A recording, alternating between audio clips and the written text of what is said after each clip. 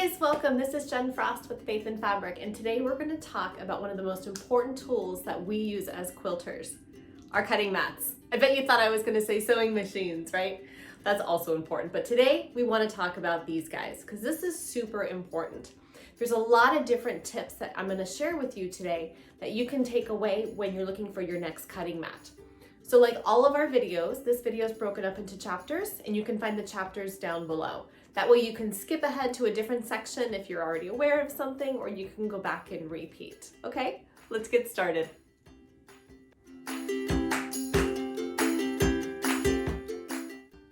The first thing I want to talk to you about is the size of your cutting mat. Now, cutting mats come from very, very small. I've seen them as small as, 9 by 12 inches, all the way up to this very, very large one here, which is like a full yard of fabric. So let's take a look at a few different sizes that are most common. So this is the size that I keep. This is an 8.5 by, this is a 11 by 17. And I keep this mat in my sewing machine bag, my one that travels with me to like guild meetings or classes. And it's really nice to have this little guy with me because it's just the right size. I also can move it over here to my sewing machine table when I'm sewing, if I'm doing some paper piecing and I want to quickly trim edges. So having a nice little mat is always perfect for on the go and for ease of transportation. Your next size up is probably one of the most common sizes. This is an 18 by 24 inch. And for a lot of quilters who don't have a full dedicated space or a dedicated studio, this is a very common size. And this is a nice size because you can cut almost all the things you would need on this size. Your next size up is going to be your biggie, and that's this guy here. This is 36 inches wide. You'll see this way, and it goes back 2 feet, 24 inches.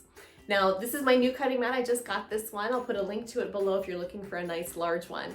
But I appreciate this big size because what I had been cutting on for a while were 2 of these side by side.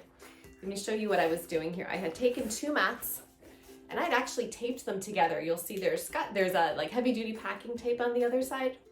Now, I would advise against doing that. While this did give me side by side the same size as this guy, what was happening is I had a ridge right here in the middle, and that seam was creating a lot of problems. My rotary cutter was getting stuck in it when I was sewing, or when I was trying to cut my fabrics. If I was going straight, sometimes I'd feel it kind of dig, and I was going through my rotary blades a lot faster than I do when I cut on a full-size mat. So I would say your first tip, take a look, inventory your space, inventory your needs, and figure out what size cutting mat you need. Your second tip, find a cutting mat that lists itself as self-healing. Now let's talk about what self-healing means. Self-healing mats are manufactured from separate tiny pieces of material, which are pressed together to create a solid surface to cut on. So regardless of the type of blade that you're using on this mat, self-healing mat will let the blade go just between those particles, and then those particles come back together and the mat itself will heal. Now, obviously over time, if you're cutting lots of 6 inch by 6 inch by 6 inch blocks, you're gonna really start to wear those down and those fibers aren't gonna come back as easily. And that's when it does become time to replace your mat. Your third tip is to get a nice thick mat. You definitely don't want a mat that your rotary cutter or any other blade you're using is gonna go right through. Now your mat should be at least 3 ply. I'm gonna put a graphic up here to take a look at. You'll see the solid core between the top and the bottom of these cutting layers really makes it nice and durable and thick and prevents any blades from going through. Tip number 4, go for a double-sided mat. Now I'll pop a link up here on how to clean your mat, but again, like we talked, over time, if you're cutting a lot of the same blocks or cutting on the same spots, it's going to be time to replace your mat. Now my mat here that I've got is actually double-sided. You'll see it's purple on this side, and it's black and blue, not from damage, just from colors on the other side. Now this is that Golden Plus mat I was telling you about, and I'll put a link to it below. It's a great mat, but it's nice because since it's double-sided, when one side starts to get all worn down, and even if I've washed it and tried to repair it and keep it, it's going to happen. So I can just flip it over, and it's like you're starting all over with a brand new mat. Number 5, check that your mat is non-slip. Before you purchase a mat, it's important to make sure that your mat is not going to end up sliding all over the place. You'll see my mat it really doesn't budge even if I give it a push. I really have to kind of get underneath it. You can see how hard that is to slide that. It's got that non-stick binding surface underneath it, and it's great because what it does is it prevents it from, you know, taking a small little cut and slipping all over. I'll admit that small little mat I showed you at the beginning that I take with me down now to quilt guilds and whatnot, it's single-sided, it's very thin, and it does slip, so it's a lot harder to cut on. If you find you have a mat that's slipping around, you can always get some of that non-stick. It's almost like a little wrap. You know, you could purchase it at like Walmart or off Amazon, and that'll give you that little bit of extra compression. I'll actually pop a link to that below if you're having some trouble with your mat slipping around.